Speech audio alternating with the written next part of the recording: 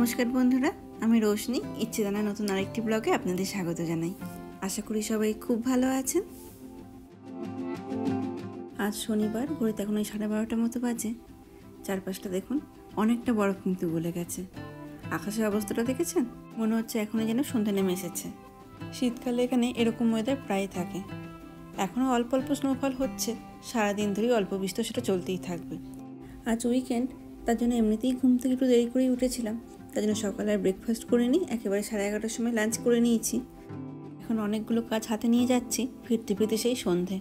ডান দিকে যে মাঠটা দেখছেন, সেখানে দুদিন আগে সবুজ ঘাসের উপর হলুদ ফুলগুলো কি চমৎকার লাগতো। আর এখন দেখুন কি সুন্দর সাদা বরফে ঢাকা পড়ে গেছে। আর দূরের ওই পাখিগুলো হচ্ছে সব ক্যানাডিয়ান গুজ।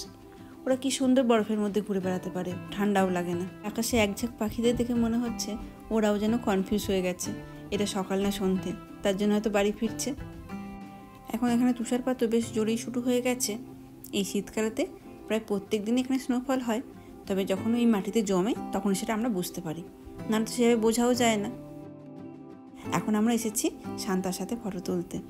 এখানে এই উইকেন্ডে মানে শনি আর রবিবারেতে বিভিন্ন মলগুলোতে সান্তা ক্লজ আসেন। তাদের সাথে ফটো তোলা বা বিভিন্ন ধরনের গল্প করা, স্টোরি বুক পড়া, এই ধরনের অ্যাক্টিভিটিগুলো এই সময় চলতে থাকে। শুধু এই মলে নয়, বিভিন্ন ধরনের পার্কেও এই ধরনের আয়োজন করা থাকে। কিন্তু এই ঠান্ডার মধ্যে এই পার্কে গিয়ে ফটো তোলা তো খুব অসুবিধা, তার জন্য আমরা এসেছি মলেতে। ওই যে শান্তা দাদু বসে আছেন। বাচ্চাদের কাছে এই একটি মানুষ যার কাছে যা চাইবো তাই পাওয়া যায়। তার পাশেতে শান্তা লেটারও আছে, আপনার যা মনের ইচ্ছা আপনি সেই লেটার বক্সে দিতে পারেন। আজ বাইরে স্নোফল হচ্ছে বলে কিনা জানি না, আজ মলটা বেশ ফাঁকা লাগলো। তার জন্য ছেলেরা একটু বেশিক্ষণ সময় শান্তার সাথে কাটাতেও পারলো। আমার দুই ছেলেরই জানার আগ্রহটা একটু বেশি, তার জন্য শান্তা কোথায় থাকে, কী খেতে ভালোবাসে, এইসব শান্তার কাছ থেকে জিজ্ঞাসা করছিল। আর মলের ভেতর তো অনেকগুলো দোকান থাকে, একটা দোকান থেকে চিৎকার চেঁচামেচি শুনতে পাচ্ছিলাম, তার জন্যই বোধহয় এত পুলিশ এসেছে। এখানে না পুলিশকে ফোন করার পরেই প্রায় 2-3 মিনিটের মধ্যে পুলিশ এসে হাজির হয়ে যায়।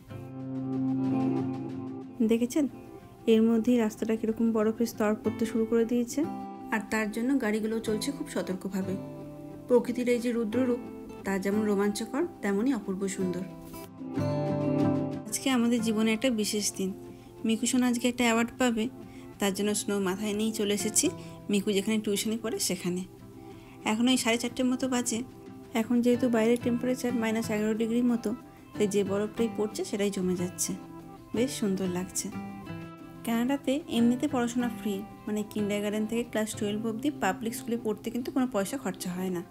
কিন্তু তা সত্ত্বেও আমাদের দেশের মতো এখানেও কিন্তু বাইরের টিউশনির বেশ রমরমা আছে।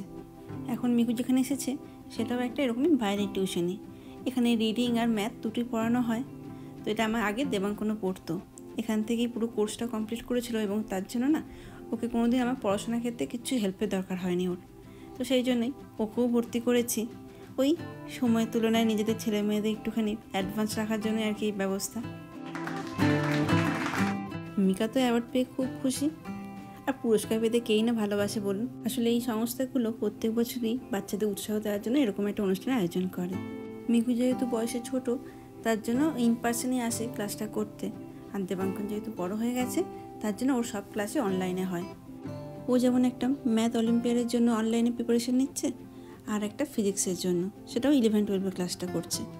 আগে থেকেই একটা পরীক্ষা হয়, তারপরে কে কোন গ্রেডের জন্য ভর্তি হবে সেটা ওরাই ঠিক করে দেয়। এই যে দেখুন অনেকটা সময় কেটে গেল, ভেতরেতে বেশ কিছু খাওয়া দাওয়ারও ব্যবস্থা ছিল, কুকি, কেক। তো যাই হোক, সব মিলিয়ে এই সন্ধ্যাটা বেশ ভালোই কাটলো। চলুন এবার আবার বাড়ি ফিরি। এর মাঝখানেতে কিছু দোকানেও গিয়েছিলাম। গাড়িটার অবস্থা দেখেছেন, পুরো বরফে ঢাকা পড়ে গেছিলো।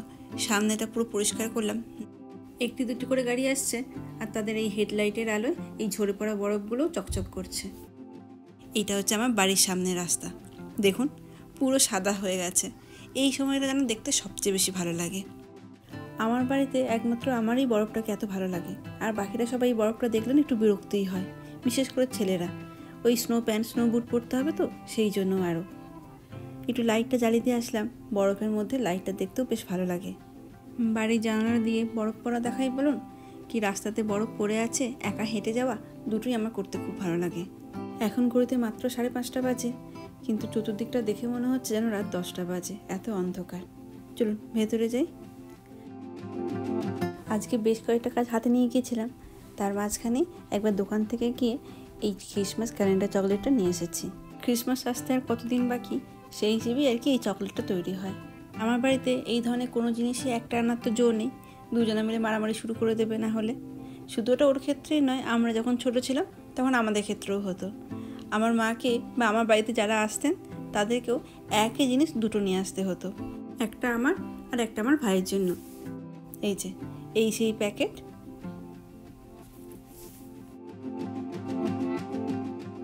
আসলে এই চকলেটের প্যাকেটটা হচ্ছে অনেকটা সারপ্রাইজ গিফটের মতো।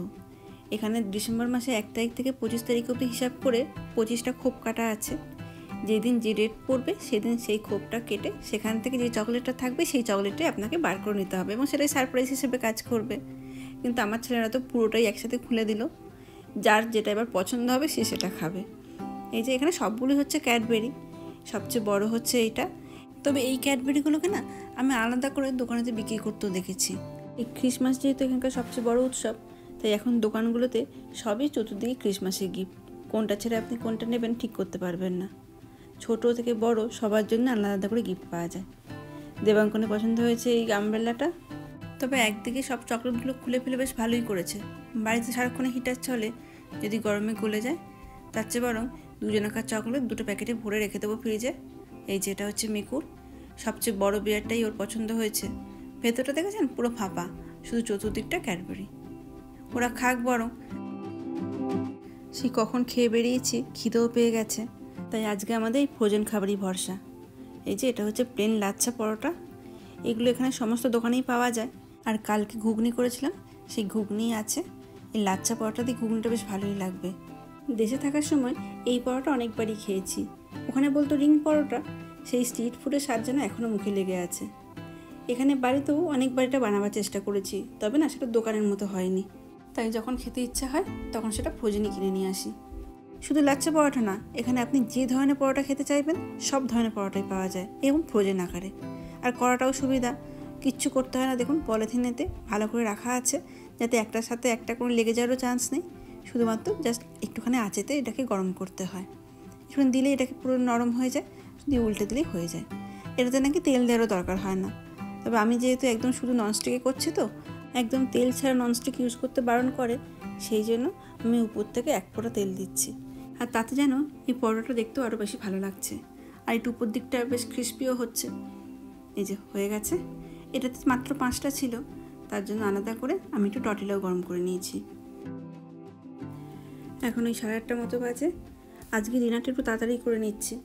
এই পেঁয়াজও একটু কেটে নিয়েছি, ঘুগনির সাথে পেঁয়াজটা বেশ ভালোই লাগে। ছেলেদেরকে আগে খেতে দিয়ে দিই, তারপরে আমরা ধীরে সুস্থে বসবো। আজ তাহলে আমার ভিডিওটা এখানেই শেষ করছি। কেমন লাগলো অবশ্যই জানাবেন। যদি ভালো লেগে থাকে লাইক শেয়ার কমেন্ট করে দেওয়ার জন্য অনুরোধ করে রাখলাম। ভালো থাকবেন, সুস্থ থাকবেন। আবার দেখা হবে পরবর্তী একটি ভিডিওতে। ভালো।